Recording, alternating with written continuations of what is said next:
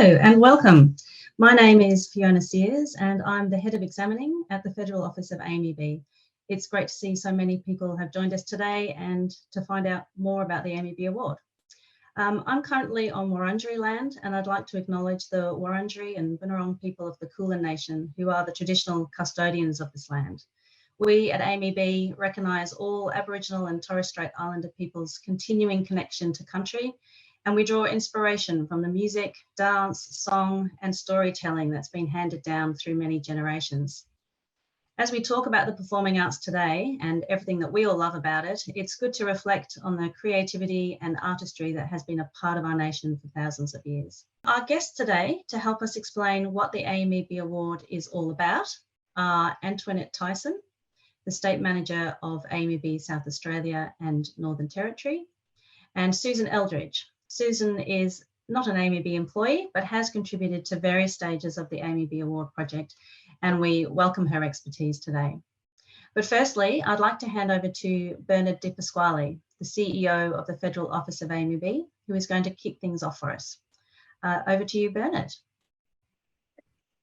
Thanks very much, Fiona. Great pleasure to be here today, and good morning, everyone. We're really grateful for you giving up your time on a Sunday for us today. We've got a great team of people here today who are going to take you through the nuts and bolts of the award, and so I'm going to talk a little bit about the why of the award. But just before I get there, I was asked to give a brief background to the history of the award. The AMEB Award was an idea and a proposal from the Western Australian AMEB office. Having come up with the idea, the award was delivered in WA as a pilot in 2017. It was always intended to become a national program, but like a lot of things, it got caught up in COVID and it's taken longer than expected. We've just launched it as a majority national program and currently can be done in most states. But because WA have been running their own award program for some time now, they're continuing to run their own program, and you can contact AMEB WA directly for enrolments if that's your state. So on to the why. AMEB has long been aware that not every student studying performing arts, whether it be music, dance or speech and drama, will end up on a stage. In fact, we know that not everyone wants to end up on a stage. Some people want to be part of the performing arts in a supporting role. They want to contribute in different ways as an alternative to or in addition to performing. The AMEB Award is intended to recognise these aspects of performing arts. If a concert is put on as part of a festival or community event, for example, someone has to organise that concert, prepare the venue, manage the artists and promote it to a suitable audience. The AMEB Award will both recognise and value this contribution. Too often the backstage contributors are not recognised and acknowledged for the work they do. In line with our strategic values as a not-for-profit arts education body, we've tried to make the award as inclusive and accessible as possible. We want people from all parts of our performing arts community with different levels of artistic achievement to receive recognition of their contribution to the arts. We're very confident that this will contribute to the expansion of horizons for students in considering work in the arts industry. And we believe that over time, the AMEB Award will be recognised by employers as a sign of achievement and will be a valuable part of a CV. So thanks, Fiona. Back to you. Thanks, Bernard. That's great. Next, I'd like to introduce everybody to Susan Eldridge. So while she's coming up on the screen, I'll just give you a little bit of background on Susan. Susan is an innovative entrepreneur, a mentor, a professional horn player, lecturer in music at the University of Melbourne, an author, founder of a multitude of projects, including Ignite Lab at the Melbourne Conservatorium of Music and the Notable Values podcast. She's a mum and a revolutionary in the music education sector. Susan is helping people sustainably build lifelong and passion-filled careers in the creative sector. So for all those reasons, Susan is the perfect person to help us describe the philosophy and motivation behind the setting up of this award. So welcome, Susan. Thanks, Fiona. I'd like to acknowledge I'm joining you from Wurundjeri lands today, where it's an honour to live, work and make music. So yeah, I'm really excited to be here. This is exactly what I needed when I was little 12-year-old Susan, desperate to put the chairs out at brass band in Townsville in far north Queensland. Loved making music with and for other people. So I'm just so excited that there's this wonderful opportunity to have a framework to be able to develop those skills. So just a couple of things I wanted to share. I think it's really important to acknowledge that the award's been created for lots of reasons, but a really crucial one for lots of our audience today who might be teachers and parents and carers is just to help foster in our young artists that assessments are a milestone and they're not the destination. That participation in the arts is really broad, and that focusing on exams that have measure a specific set of skills in a specific context, that this award has been developed to expand the impact, contribution and development of all the other skills that make the arts so valuable to us, whether we choose to go into the arts or go and do something else, but bring that with us. So there's three key areas, I think, three key points for our audience to think about the best value, the best bang for buck, why we're doing this. And those three things I think would be relevance and context, creative expression and independence. So I think the award's going to help artists to experience developing their creativity being used for a purpose. It gets it out of the rehearsal space or the practice room and into the everyday world. So relevance is super important. The second one is to help people to make their own creative choices about what they want to do with their music and build their own point of view for creative expression. And the third thing is, as teachers and educators, what we want more than anything is for our students to have independence and autonomy. So this is a really fantastic way that has a framework, but lots of room and scope for wherever you live in the country and whatever kind of art you make to be independent in your thinking. And I think if we can harness all of that together, the relevance, the creative expression and the independence, that's going to help everyone, our performing artists, to have a richer experience. It might help them fall that little bit more in love and help to foster that lifelong participation in the arts. So hopefully some of that's been useful for you today. Thanks, Fiona. Oh, yeah, thank you so much. It's great to have your thoughts on it and to summarise, you know, what we all are excited about and passionate about so eloquently. So thank you. Appreciate that. And I'm hoping for everybody out there that's now giving you a greater sense of the purpose of the award and why we're all so excited about it. We're going to kickstart our PowerPoint, and I'm going to talk through the nuts and bolts of the award, give you some detail on its requirements and basically how it all works. Great, here we go. So as Bernard and Susan have both spoken of, the philosophy of the award is to support those in our performing arts community with their personal and career development. So the award aims to highlight and embody the 6 key values, which are listed here, which we believe are important for anyone working and involved in the performing arts. As Bernard mentioned, the AMEB started in Western Australia, and their long-running version of the award is still on offer in that state. So if you are a WA resident, please contact the local AMEB office there or visit their website to find out how you can enrol in the WA AMEB Award. The version of the award that we are talking about today is currently available in Queensland, Northern Territory, Tasmania, South Australia, and Victoria. So who is it for? Who can enrol in an AMEB Award? The answer is pretty much anyone involved in the performing arts can enrol for an award. It's open to all ages, and we encourage young performers as well as established artists and teachers to get involved. The only age recommendations we have is that participants are at least 12 before they enrol for a silver award and 14 years old before they enrol for a gold award. The award program is suitable for students studying an instrument and planning to do an AMEB exam this year, or for someone who completed an AMEB qualification, say 30 years ago, and would like to be recognised for their more recent contributions to the performing arts. And it's not just for school students, of course. However, we do hope that the program will be popular in performing arts departments around the country. It's also for students from private music studios, for people who play in community orchestras and bands, Also for our speech and drama communities, the award is suitable for people performing and working in theatre and also dance. We even imagine that established artists, long-term teachers, or those who have moved into other careers within the arts may wish to work towards achieving this award. And the AMEB Award is for those who want to be pushed beyond their instrument or their discipline, like Susan suggested earlier.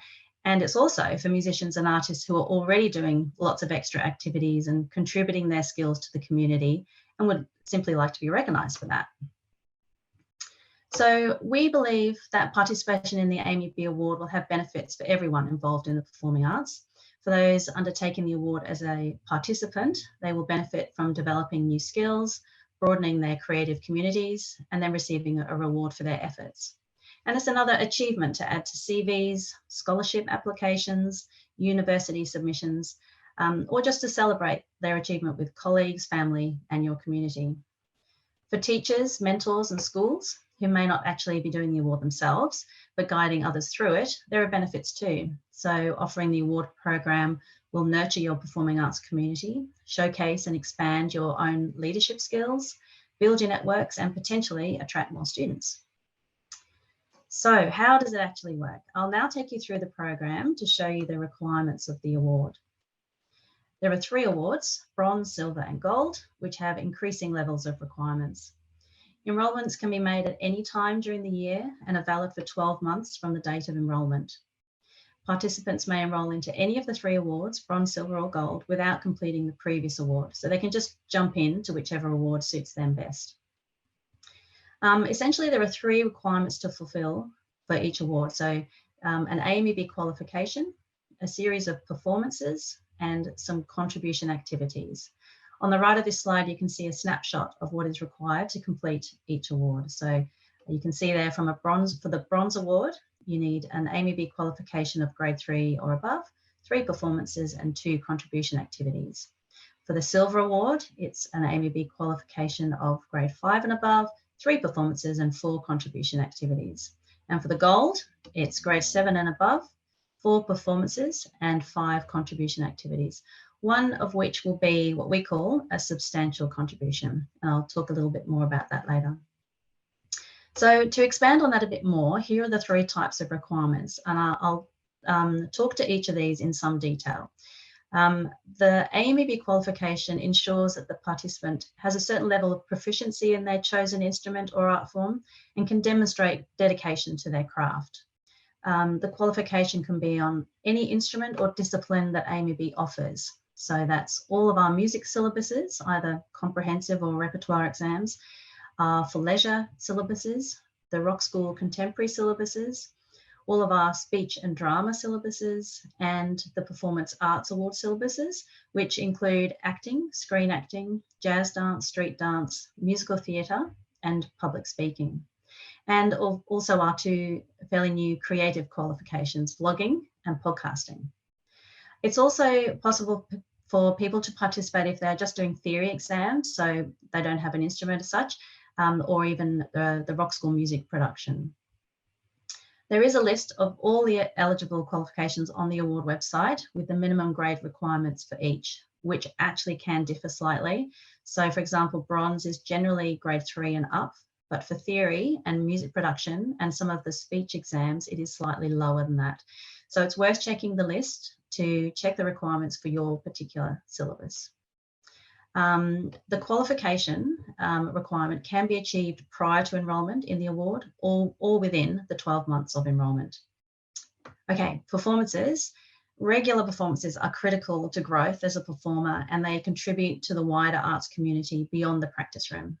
To complete an AMEB Award, participants undertake a specified number of performances, and they can be either solo or part of an ensemble. We do like to encourage some ensemble playing as much as possible. And the performances need to be in front of an audience of at least 5 people. All of these performances need to take place within the 12 months of the enrolment period. They can't be done before or obviously after. We require that at least one of the performances should be in your nominated discipline. So this is the instrument that you did your AMEB exam in, that you got your AMEB qualification in.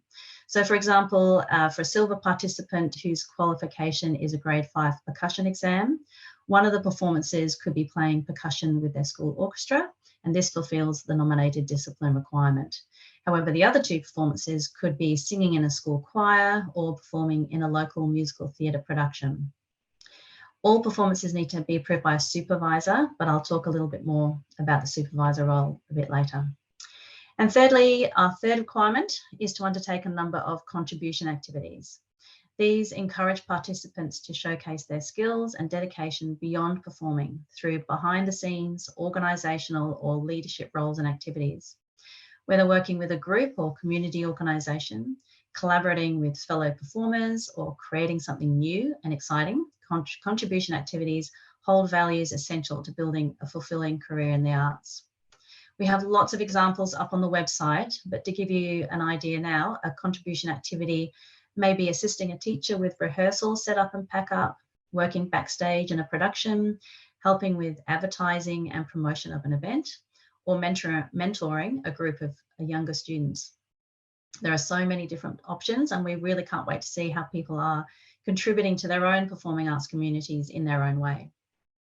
Supervisors are also required to approve each contribution activity, and like the performances, they need to take place within the 12 months of the enrolment.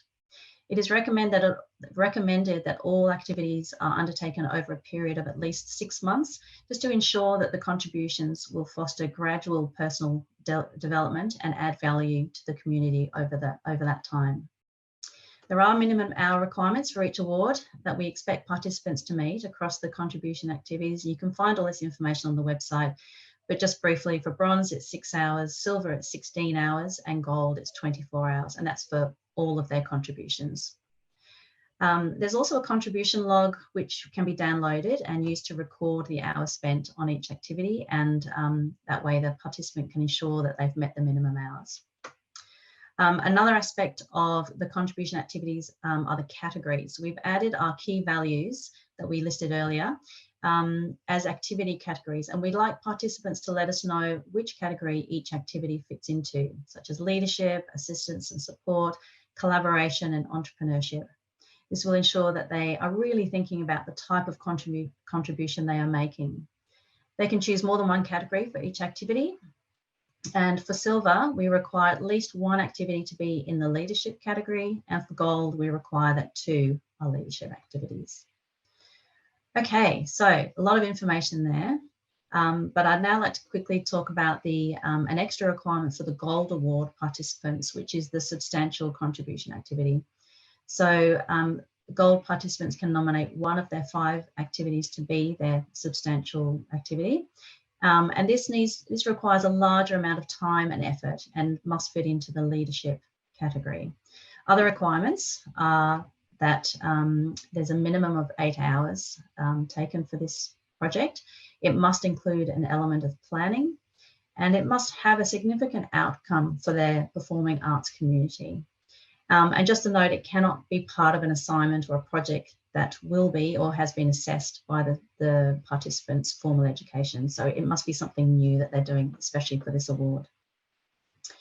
In developing a substantial contribution activity, we want participants and their supervisors and mentors to consider their current strengths as well as the skills that they want to learn and develop through the award program.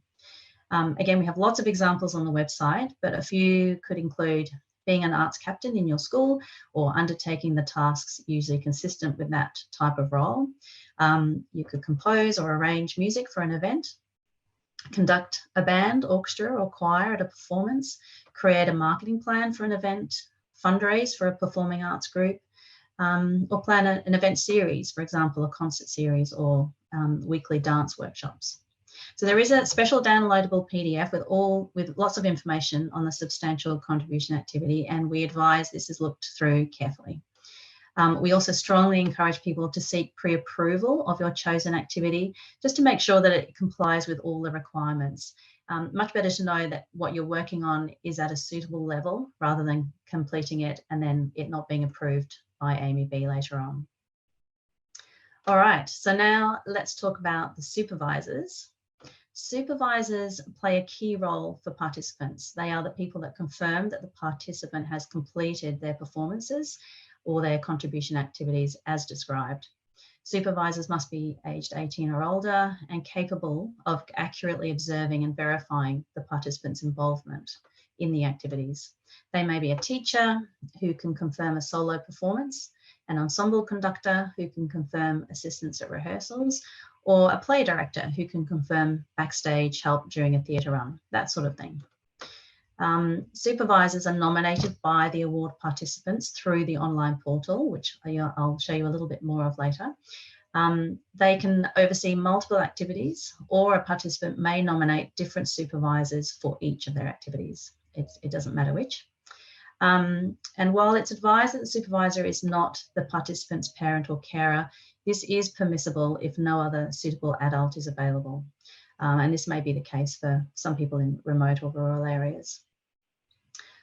So the supervisor's role is to monitor and approve or decline the activities based on the award requirements, and they should not agree to oversee an activity if they cannot adequately observe and corroborate the details. They're also encouraged to mentor and support the participant through that particular activity if they're able to do that. The supervisor should decline an activity if they suspect that the participant provided false information or if they cannot verify the authenticity of the activity. And there's lots of help and advice for supervisors on the website, and once nominated, supervisors will be directed to an outline of the role and responsibilities. We know that being a supervisor to an AMEB Award participant is a really important role, and we thank everyone who is willing to support those who are endeavouring to achieve their AMEB Award. We just wanted to mention mentors and teachers. So apart from supervisors, there may be others who are actively involved in a participant's award journey. They may take on the role of supervisor for some activities, but they may also just be guiding and mentoring the participant in other ways. Some participants may need help deciding on performance ideas or which categories their contribution activities fit into, for example. Some teachers or studio owners may wish to integrate the AMEB Award more deeply into their performing arts program. And again, we thank anyone who is considering offering the award to their students and guiding them through it. Please reach out to us here at the Federal Office if you have any questions, because we're very happy to help you and answer all your questions and thoughts as you go through the process. Okay, we're just going to have a break from the presentation now, and I'm going to invite Antoinette back to the screen. So that's our overview. I know there's lots of information, but it is all available on the award website. And I would advise everyone to read the award policy, which clearly states all of the requirements in one handy document. And at some stage, we'll put up a link in the chat to the award policy so that you can have a look at that. So I'd now like to welcome back Antoinette Tyson, the State Manager for South Australia and Northern Territory. Thanks for joining us today, Antoinette. Hello, everybody. I hope you can hear me okay. Yes. I'm letting you know I'm joining you from the lands of the Kaurna people today. Wonderful. So we thought it'd be great to get your thoughts on some of the aspects of the award. So a question for you from a state manager's perspective: who are some of the participants you are excited to see engage with the AMEB Award? Okay, well, there's a few, and we do have some information from enrolments that we've already received. We have received a number. I'm from South Australia, and we do have a number of South Australian, but also other participants from other states. And what we can see, firstly, some interesting comments and kind of stories coming through.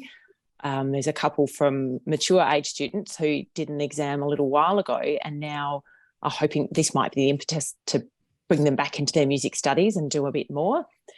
We've seen some parents give some feedback to us about why they've enrolled their student. So, for example, one parent said their child was quite shy, but they've noticed, them and the teacher have noticed the child's really coming out of their shell a bit with their music studies. So I thought, well, this is a great way to help them along in the musical journey and help them, you know, remain involved. Another parent said that their child is really keen and really happy to be involved in the performing arts, but is never going to go and maybe do, you know, tertiary musical studies or perform on stage. But they felt this was a way that they could get involved at a greater level and kind of recognise their involvement. So there are quite a few different stories coming through already.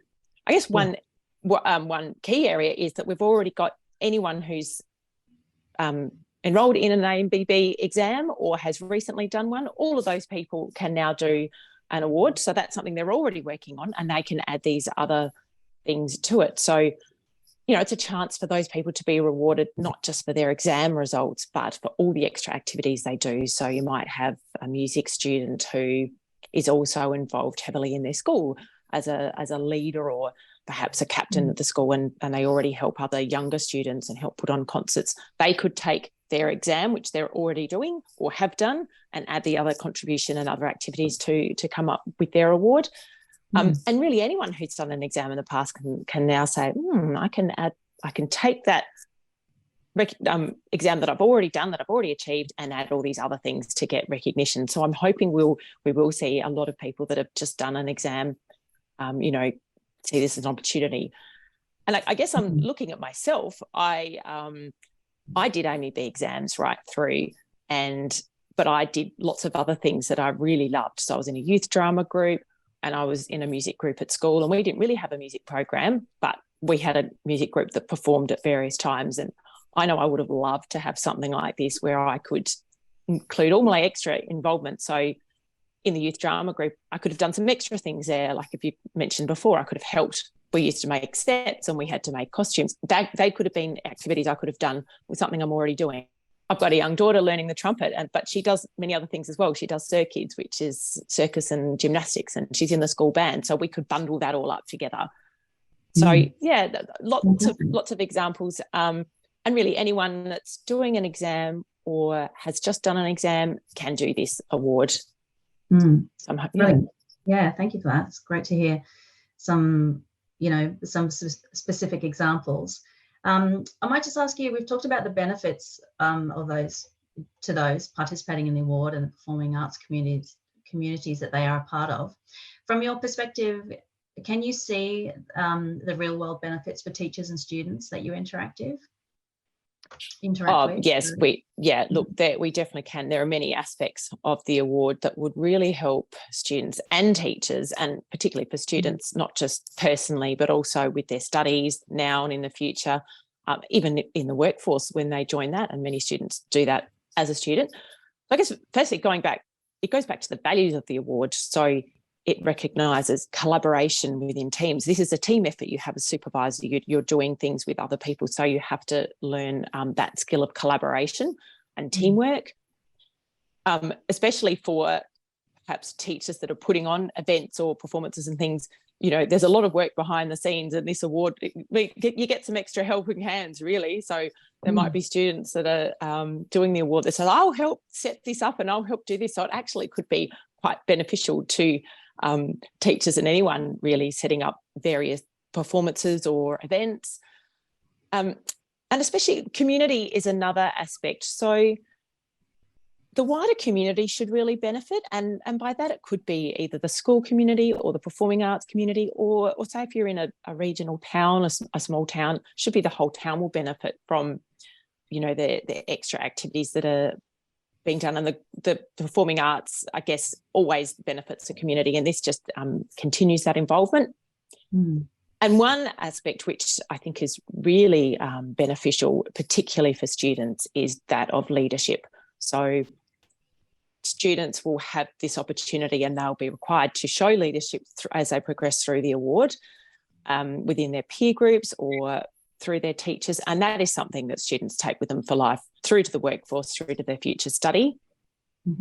A couple of other things is that my personal hope is it would help students to continue with their performing arts involvement maybe longer than they might have done. So it might kind of rekindle that love and keep them going with their music studies. And one thing I think, especially as a state manager, we run many events each year and award ceremonies for high achieving students. What I really love is that this gives all students a chance to shine. So teachers can feel we're rewarding students for the effort and recognising that they've achieved this. Even if they haven't received that A+ in an exam, I really love that idea about it.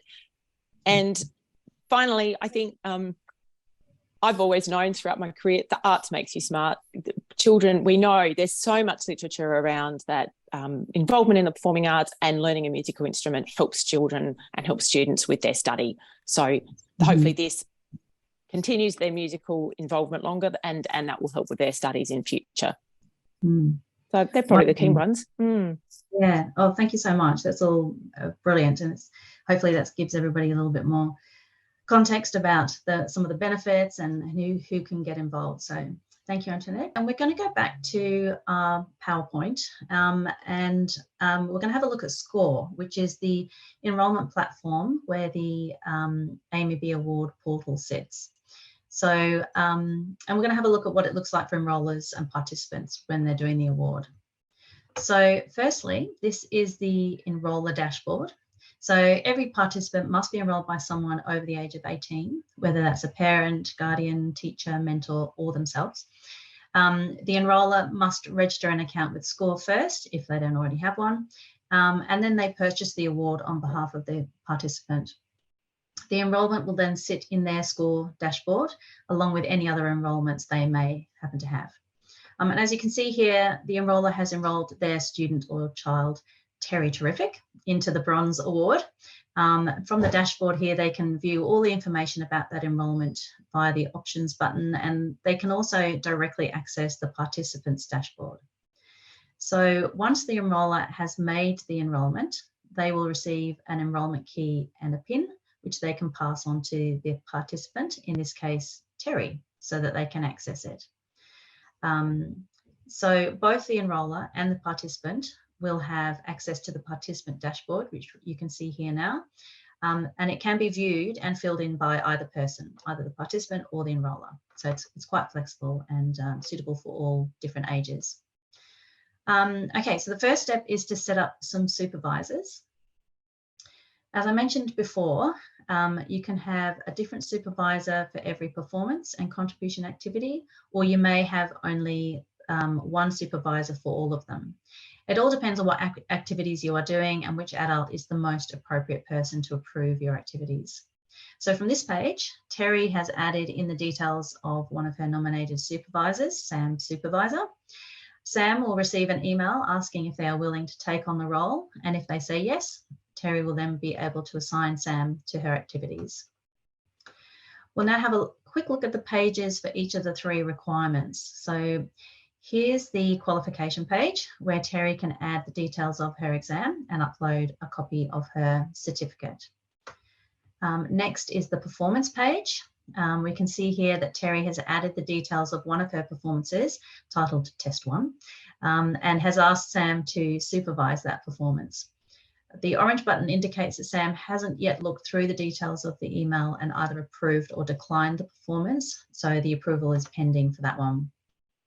The portal will actually automatically ensure that the correct number of performances are filled in correctly before a final award submission can be made. So you don't need to worry about, trying to remember how many performances you need or where you're up to. The portal will make sure that you do the right thing. The final requirements page is the contribution activity page. Again, Terry has added one contribution so far and nominated her supervisor. She has selected the assistance and support category for this particular contribution. You can see that there. You can also see on this page the download button for the contribution log, which Terry can download or print out and use to record the minutes and hours spent on the activity and all of her activities to ensure that the minimum hour requirements are met. The supervisor may ask to see that log before they approve the activity. And once a participant has completed all 3 requirements for their award, so their performances and contribution activities have been approved by their various supervisors and the qualification details are uploaded, the next step is to submit everything to the AMEB Federal Office for verification. And during this verification process, we will check the authenticity of the AMEB qualification. We'll potentially contact the allocated supervisors to verify and confirm that the participants' activities have met all of the requirements. And for gold award submissions, we will review the substantial contribution to ensure that all the requirements have been met. And we may even contact the supervisor and the participant themselves to discuss the project they have worked on perhaps to gather further information as required, or just to learn more about the participants' experience.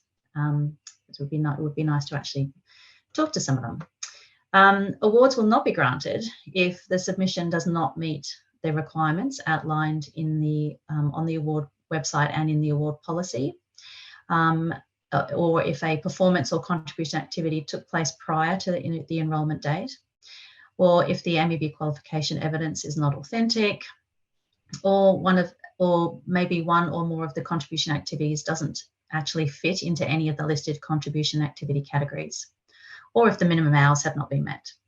But all going well, we will then approve the submission for an award, and the enroller will receive an email letting them know the good news. So what do you get when you receive an AMEB award? It's a good question. You will receive an official AMEB certificate with the details of the award on it. You will also receive a lapel pin, either bronze, silver or gold, to put on a school blazer, for example, or your favourite outfit, or if you don't want to wear it, perhaps just display on your mantelpiece so everyone can see. On top of those physical items, you will receive acknowledgement. So acknowledgement of your hard work and contribution to the performing arts beyond practice, exams and performing. And you will receive recognition. It's an award you can celebrate with your peers, family and friends, mentors, teachers, and the wider community. And it's about achievement. It's another string to your bow that you can add to your CV, include in scholarship applications, university submissions, and job applications. And who knows what opportunities may come from all of the collaboration and leadership growth. Completing an AMEB award may lead to work experience or networking opportunities and new career opportunities. So let's hope that Terry Terrific does well on her bronze award and will achieve all of those things. On the next slide, we have some handy links, which the team will also put up in the chat. So you can find out more information and get started. And if you have any more questions, our friendly customer service team are here to help. So please feel free to contact us. And speaking of questions, if you have any questions that haven't already been answered, please add them to the Q&A now, and we'll try to get to as many of those as we can. I'd now like to invite all our panelists back so that we can have a chat through some of the questions. Antoinette, I do have another question for you. How do you think schools, music studios and community arts groups may help their participants celebrate when they achieve an AMEB award? Sure. So, you know, we have various schools booking AMEB exams, and we know that there are some very big schools and little tiny schools and regional schools. So we're hoping that even within each of those school types, there'll be different ways that they can celebrate. So, for example, if you have a larger school or you have multiple candidates doing the award who all go through in the same year, you could hold a specific ceremony for those students. It could even be a special showcase evening where there's a performance and receive the certificate there and get the presentation. And I was actually thinking that those students that are still doing the award could help with that performance as part of their activities. And for smaller schools or perhaps studios or any schools that already do various ceremonies, this could be rolled into it. So there could be assemblies or end of year concerts or any other award ceremonies that are already being held within the school. It also provides, you know, a bit of a boost for the performing arts department to showcase their students to the school, which may not have occurred, which is great. So we're hoping that teachers and mentors will really find some creative ways of celebrating the success of the award recipients. And that includes even in, as I said, smaller or regional schools. So it could be that they are involved in local community events. So end of year sporting barbecues or what have you. There's ways to add that on and add, well, we're going to have a performance this time, or we're going to present some other awards at this community event. So even within those kind of smaller areas, there's different ways. And obviously many community groups and other kind of arts groups already hold concerts. Maybe they could modify it and could add a different performance outcome. So it's looking at what you're already doing and seeing how could we change that, or how could we add on to it or do something a little bit different so that we can recognise these candidates, whether it's a large or small school or a community area or even a small regional town. so many great ideas, and I think people will discover their own ways of celebrating, because Yeah, I think so. Celebrating. People have gone to a lot of effort and put their time into getting these awards. So I feel like people will be really creative in their ways that they celebrate. So thank you for that. I do have a question for Bernard. We're wondering about how can the AMEB Award program benefit community engagement in remote and rural areas. Do you have any thoughts about that? Yeah, thanks, Fiona. It's a good question. I think it will help, probably the same as anywhere, to build networking and collaboration between performers, teachers, community arts groups. It will encourage children to be involved in new activities and hobbies. I think really importantly in regional areas, it will create volunteer hours to help arts leaders put on events and concerts. And I guess something that again might apply anywhere, but I know from the own touring I've done over the years that sport is very front and centre in remote regional areas. And we really hope that this will highlight and showcase performing arts and get some airspace alongside sport, which is important. I'm not downplaying it, but I know arts sometimes struggle in those areas. Yeah, I guess that's true. Great, fantastic. Thank you, Bernard. So if all four panelists are available to answer some of these questions, that would be great. But I'm just looking at the Q&A here, and there's a couple of questions that I can quickly answer. So Rita, hi Rita, has asked, will there be publicity to schools across the country that the awards are available in? And the answer is definitely yes. In fact, we've recently just sent out a whole lot of publicity materials, posters and postcards. I already know that in many Victorian schools where I am, that some of the posters are up in the music departments. So yes, we are very happy to help provide publicity material for schools and studios and other community groups who would like to get involved.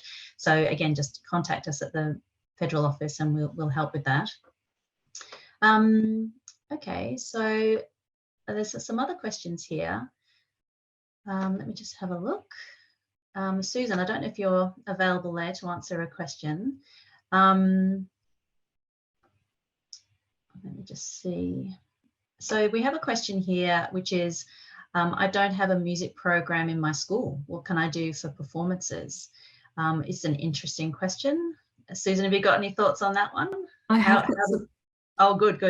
Yeah, I have got some thoughts, and thank you for the question. This is right in my wheelhouse because I grew up in quite a regional area that also did not have a music program, very much of a music program at school. So I love putting music where you don't think it's going to be.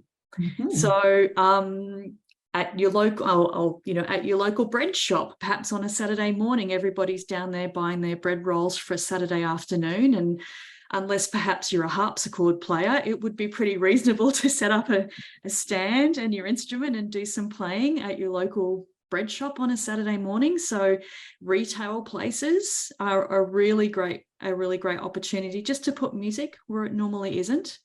Another one, if you have a library in your area, is public libraries are they're full of amazing people and they're full of written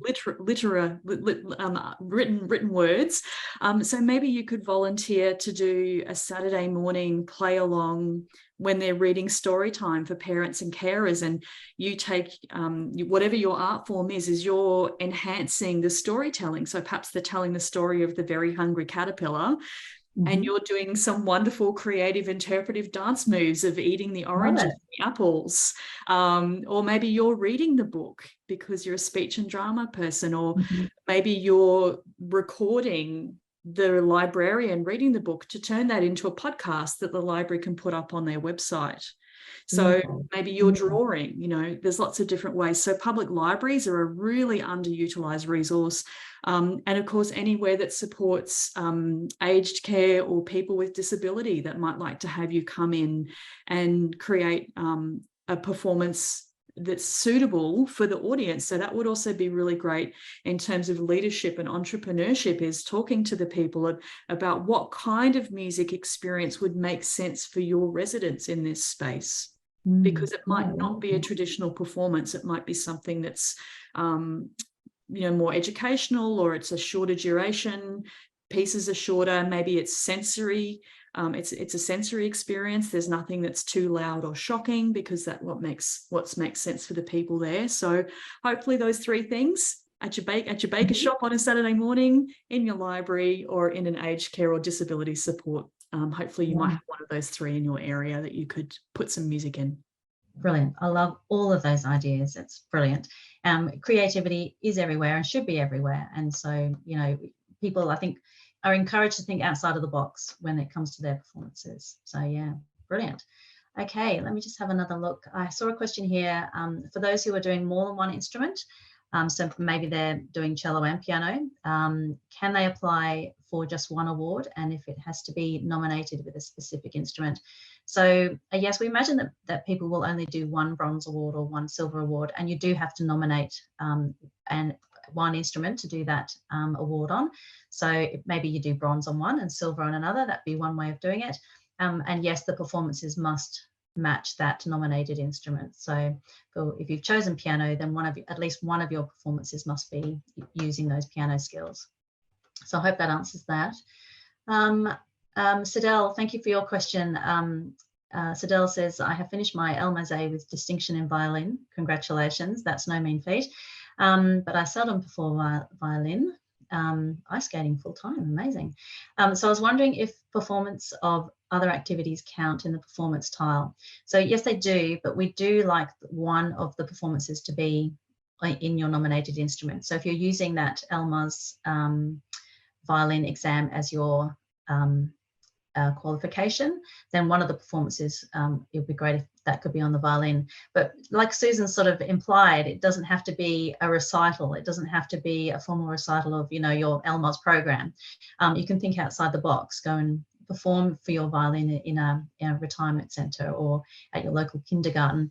And anything counts as any situation where you're performing in front of more than 5 people, your instrument, that's what counts, and that's what this is all about. So I hope that answers that question. Chris, thank you, Chris, for your question. What counts as a performance? Can it be a single piece as a participant within a school program full of many student performance, or does it have to be a solo recital? Absolutely, it can be part of another concert. So if you are getting up and doing just one short work as part of another concert, that's totally fine. It doesn't have to be, like I was saying before, it doesn't have to be a full recital. It just has to be you getting up on stage in front of a few people and playing either your instrument or one of your other activities, whether that's ice skating or something else. So I hope that answers that question as well. And ensemble playing, we really want to encourage ensemble playing as well. So maybe rather than choose 3 solo performances, it'd be nice to get involved with an ensemble and play with them. This might be another one for you, Susan, or Antoinette, if you're there, might have some thoughts on this. Somebody has asked, I run a community band. How can I get my players involved in the award? I'll jump in quickly, but I'd also think Antoinette would have so much to value. This also might answer another question we had about younger students and hours. The question was around, primary school students, how meeting the community hours. So I think just getting super creative about what they might be able to do, making posters for performances. Young students, they absolutely love hand-drawn, get them on Canva or something else that's free. So certainly making and distributing the promotional activities, promotional materials for performances that are going up, doing a set of meet the instrument posters or something about what if it's another discipline, that would be a way that would be appropriate for the skill level. Also, music librarianship is such a big issue in schools, and your older students in years 5, 6 and 7 could certainly help with cataloging and repacking the music library.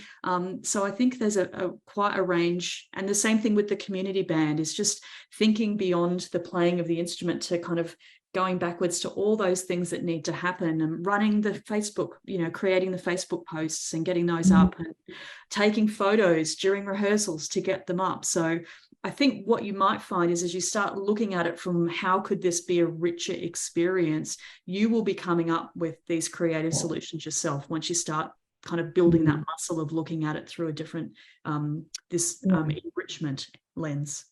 Yeah, fantastic. And Antoinette, I was thinking for somebody in a community band who maybe the students aren't already doing AMEB exams, and of course that's a requirement of the award. Presumably they can reach out to, like a community band leader could reach out to their local state office state manager and have a chat to them about doing an AIM exam and AMEB exam and all that's involved with that. Yeah, absolutely. And, our exams start at preliminary grade, and we do have school students who've actually been learning music at school for quite a while who then feel that they want to do an AMEB exam. We've had several this year that, and it just gives them that sense of accomplishment and a recognition. And obviously for our awards, there are certain levels, but the other idea, just piggybacking on what Susan said, is also to approach your local council, because I know that councils are very keen to connect with young people. That's definitely on their remit. They want to create those connections and, approach the community engagement person and ask what events or what things could we be involved with as our band as well. And then it'll help. So it might be that there's a couple in the band that want to do their AMEB exam and they want to get the award, but it doesn't, have to just be those. It can be the whole band. But I know, councils often have events that they can piggyback off, or even other suggestions. Yeah. Okay, brilliant. Thank you so much for that. I think we've actually run out of time for today, so we might have to wrap things up. But I would like to say a huge thank you to our panel today, Bernard, Susan, and Antoinette. We really appreciate your time and thoughts on the AMEB Award. I'd also like to thank everyone at the Federal Office who has worked on the development of this version of the AMEB Award, and those who are behind the scenes today, Maxine, Alana and Ketchy, for managing the webinar and answering all the questions so brilliantly. Thank you to all of our State Office colleagues that we work with every day and on this award as well. And lastly, thank you to all of you for attending. We look forward to sending out lots of AMEB Award certificates and pins very soon.